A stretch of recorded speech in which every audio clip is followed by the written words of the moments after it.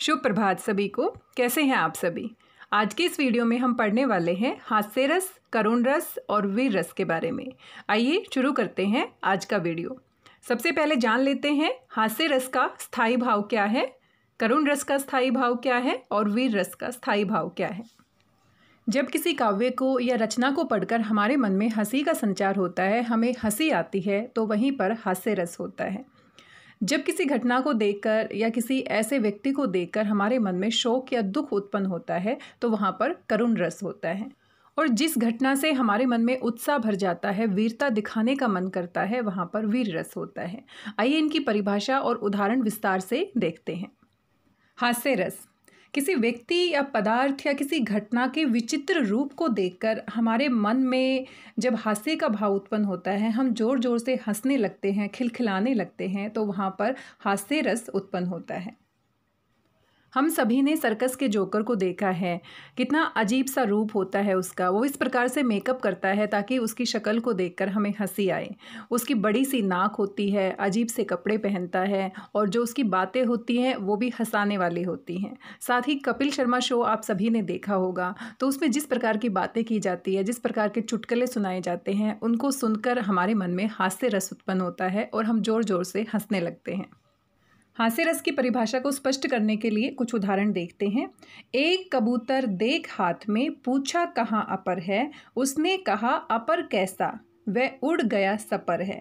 उत्तेजित हो पूछा उसने, उड़ा और वह कैसे, फड़ से उड़ा, दूसरा बोली, उड़ा देखिए ऐसे। यहाँ पर जहांगीर और नूरजहां के बीच में बातचीत हो रही है। एक कबूतर पक्षी को देखकर दोनों के बीच में बातचीत हो रही है। इस बातचीत को सुनकर हमारे मन में हास्य रस उत्पन्न होता है। साथ में आप रस के अंग भी देख सकते हैं। पूरे काव्यांश को पढ़ने के बाद हमारे मन में जो स्थायी भाव उत्पन्न होता है वो हास्य है। आश्रय यहाँ पर जहांगीर है, आलंबन विभाव यहाँ पर नूरजहां है, उद्दीपन विभाव नूरजहां का भोलापन है और अनुभाव जहांगीर का उत्तेजित होना। हास्य रस की पहचान करना सबसे आसान है। किसी भी काव्यांश को पढ़कर जब हमें हंसी आती है तो वहाँ पर हास्य रस होता है। अब अगला उदाहरण देखिए, आप खुद ब खुद समझ जाएंगे कि यहाँ पर हास्य रस है।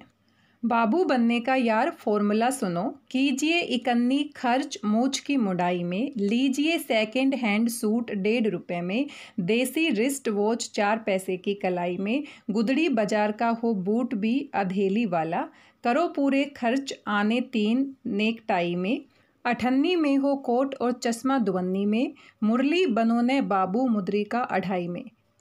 इस उदाहरण में बाबू बनने का फॉर्मूला बताया गया है, तो इसको सुनकर हमें हंसी आती है और साथ में रस के जो अंग है वो भी यहाँ पर दिए गए हैं, आप पढ़ सकते हैं। आइए एक और उदाहरण देखते हैं। तंबूरा ले मंच पर बैठे प्रेम प्रताप, साज मिले 15 मिनट, घंटा भर आलाप, राग में मारा गोता, धीरे धीरे खिसक चुके थे सारे श्रोता। काका हाथ रसी का बहुत ही फेमस ये यहाँ पर उदाहरण है और इसको पढ़कर हमें अनायास ही हंसी आ जाती है, इसलिए यहाँ पर भी हास्य रस है। अगला उदाहरण है, चना बनाबे घासी राम, जिनकी झोली में दुकान, चना चुरमुर चुरमुर बोले, बाबू खाने को मुंह खोले, चना खाते सब बंगाली, जिनकी धोती ढीली ढाली, चना जोर गरम।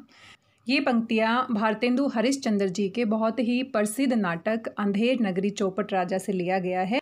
यहाँ पर हास्य व्यंग किया गया है जिसको सुनकर हमें हंसी आ जाती है, इसलिए यहाँ पर भी हास्य रस है।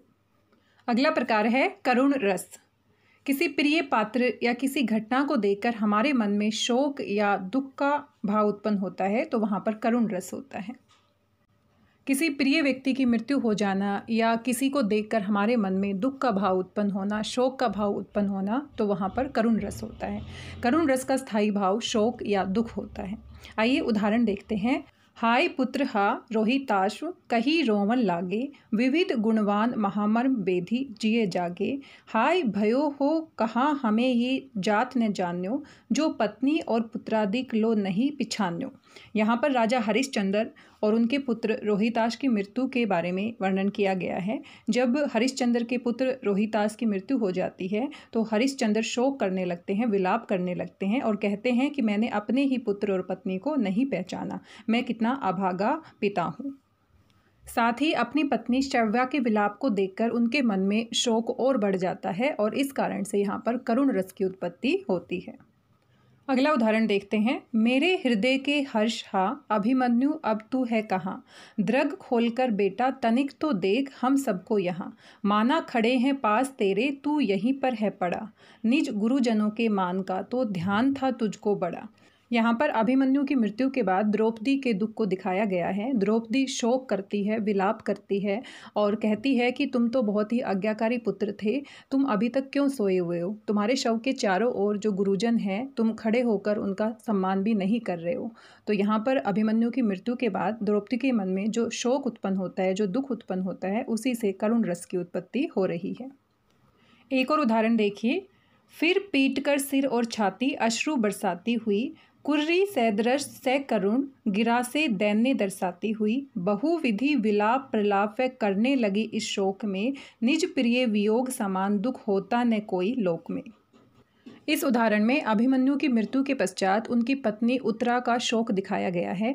उत्तरा के मन में अभिमन्यु के प्रति जो प्रेम भाव है, उसी की वजह से उसके मन में इतना दुख और इतना प्रलाप उत्पन्न हुआ है। अभिमन्यु की मृत्यु के पश्चात उत्तरा के मन में जो शोक और दुख का भाव उत्पन्न हुआ है, उसी की वजह से इस काव्यांश में करुण रस है। सुमित्रा नंदन जी की पंक्तियां देखिए। अभी तो मुकुट बंद था माथ, हुए कल ही हल्दी के हाथ। खुले भी न थे लाज के बोल, खिले थे चुंबन शून्य कपोल। हाय रुक गया यही संसार, बना सिंदूर अनल अंगार। यहाँ पर नई नई शादी हुई है और शादी होने के बाद पति की अकाल मृत्यु होने पर जिस प्रकार का शोक उसकी पत्नी के मन में उत्पन्न हुआ है, तो वहाँ से करुण रस की उत्पत्ति हुई है। इस उदाहरण में भी करुण रस है, आप स्वयं इसको पढ़ सकते हैं। अगला रस है वीर रस। जब हमारे मन में किसी घटना को देखकर उसको दूर करने के लिए हमारे मन में उत्साह का संचार होता है। मान लीजिए कोई गरीब व्यक्ति है, उसको कोई परेशान कर रहा है, तो परेशान करने वाले को दंड देने के लिए हमारे मन में जो उत्साह उत्पन्न होता है और हम अपनी वीरता दिखाते हैं, तो वहाँ पर वीर रस का संचार होता है। युद्ध भूमि में अगर शत्रु को सामने पाकर, शत्रु के अत्याचारों को देखकर उसके साथ उत्साह दिखाते हैं, वीरता की बातें करते हैं, युद्ध करते हैं, तो वहाँ पर भी वीर रस होता है। वीर रस का स्थायी भाव उत्साह होता है, साथ ही शत्रु, गरीब, याचक, खलनायक आलंबन का कार्य करते हैं। सेना, दुश्मन की ललकार, युद्ध के बाजे, वीर गीत उद्दीपन का कार्य करते हैं।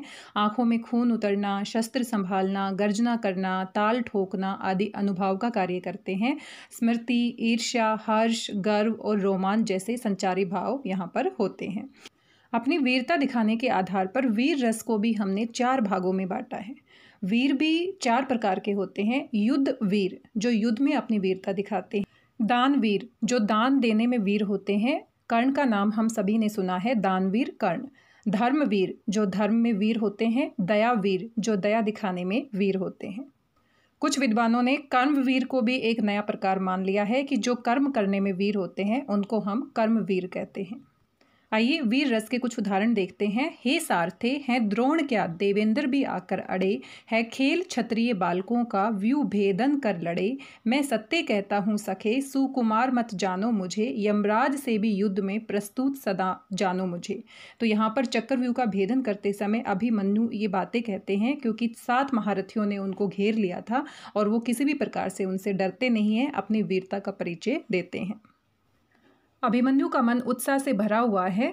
उत्साह ही वीर रस का स्थायी भाव होता है। आलंबन यहाँ पर शत्रु है। उद्दीपन चक्रव्यूह रचना। अनुभाव अभिमन्यु के वचन और संचारी भाव के रूप में रोमांच, उत्सुकता, उग्रता, चुनौती, ये भाव आते हैं और बीच बीच में चले जाते हैं। वीर रस के 4 प्रकार हैं। युद्धवीर, दानवीर, धर्मवीर, दयावीर। ये आपकी एक्स्ट्रा जानकारी के लिए है, पेपर में आपसे इनके बारे में नहीं पूछा जाएगा। आप अपनी जानकारी के लिए इनके नाम याद कर सकते हैं।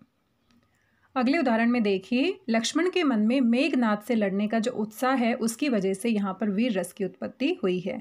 सौमित्र लक्ष्मण को ही कहते हैं, सुमित्रा के पुत्र की वजह से उनको कहते हैं सौमित्र। सौमित्र के घन नाद का रव अल्प भी न सहा गया।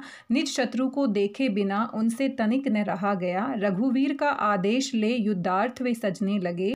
रणवाद्य भी निघोष करके धूम से बजने लगे। सानंद लड़ने के लिए तैयार जल्दी हो गए। उठने लगे उनके हृदय में भाव नए नए।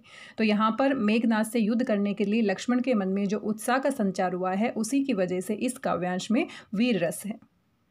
इसको हम युद्ध वीर कह सकते हैं, क्योंकि युद्ध में जो वीरता दिखाने की बात की जाती है, वहाँ पर युद्ध वीर होता है। ये उदाहरण दानवीर कर्ण के बारे में है। मुझ कर्ण का कर्तव्य दृढ़ है, मांगने आए जिसे, निज हाथ से झट काट अपना शीश भी देना उसे। बस क्या हुआ फिर अधिक, घर पर आ गया अतिथि विसे, हूँ दे रहा कुंडल तथा तन प्राण ही अपने इसे। तो यहाँ पर भगवान इंद्र कर्ण से उनके कुंडल और कवच मांगने आते हैं और कर्ण बिना संकोच किए कुंडल और कवच उनको दान में दे देते हैं। इसीलिए माना जाता है कि कर्ण सबसे बड़े दानवीर थे, वो किसी भी प्रकार के दान को देने के लिए तैयार रहते थे। हमारी पाठ्य पुस्तक क्षितिज के पाठ नंबर 2 राम लक्ष्मण परशुराम संवाद में भी बार बार वीरता दिखाने की बात की जाती है, बार बार उत्साह और जोश की बात की जाती है, इसलिए वहाँ पर भी हमारा वीर रस होगा। और पूरे पाठ में क्रोध और वीरता की बातें की जाती है, तो दोनों ही रस का प्रयोग किया गया है। रौद्र रस जहाँ पर क्रोध दिखाया जाता है, वीर रस जहाँ पर उत्साह दिखाया जाता है। तो ये उदाहरण आप पढ़ सकते हैं, इसके बारे में हम पहले ही चर्चा कर चुके हैं। तो इस पूरे पाठ में 2 ही प्रकार के रसों का प्रयोग किया गया है, रौद्र रस और साथ में वीर रस। वैसे तो रस बड़े ही आसान है, लेकिन जब तक हमें काव्यांश का अर्थ समझ में नहीं आएगा, उसका भाव समझ में नहीं आएगा, तब तक हम रस की पहचान नहीं कर पाते हैं। इसीलिए सबसे पहले काव्यांश के अर्थ को समझने की कोशिश करनी है। अगर अर्थ पूरी तरह से हमें समझ नहीं भी आता है तो हमें कीवर्ड्स ढूंढने की कोशिश करनी है कि कहीं पर कोई ऐसा शब्द है जो उत्साह को दिखा रहा है, या कहीं पर कोई ऐसे शब्द का प्रयोग किया गया है जहाँ से शोक प्रकट हो रहा है, या कहीं पर कोई ऐसा शब्द प्रयोग किया गया है काव्यांश में जिससे हमें हंसी आ रही है। इस प्रकार से कीवर्ड की हेल्प से भी हम रस की पहचान कर सकते हैं। अगर हमें अर्थ समझ में नहीं आ रहा है तो भी हम कीवर्ड की हेल्प से रस को पहचान करने की कोशिश कर सकते हैं, लेकिन सबसे आसान तरीका यही है कि आपको उसका पूरा भाव समझ में आना चाहिए। आज के वीडियो में इतना ही है, मिलते हैं अगले वीडियो में और रसों के प्रकार के बारे में जानेंगे। वीडियो आपको कैसा लगा फीडबैक जरूर दीजिएगा। तब तक अपना ध्यान रखिए, स्वस्थ रहिए, व्यस्त रहिए, मस्त रहिए और पढ़ते रहिए। Thank you very much. Thank you.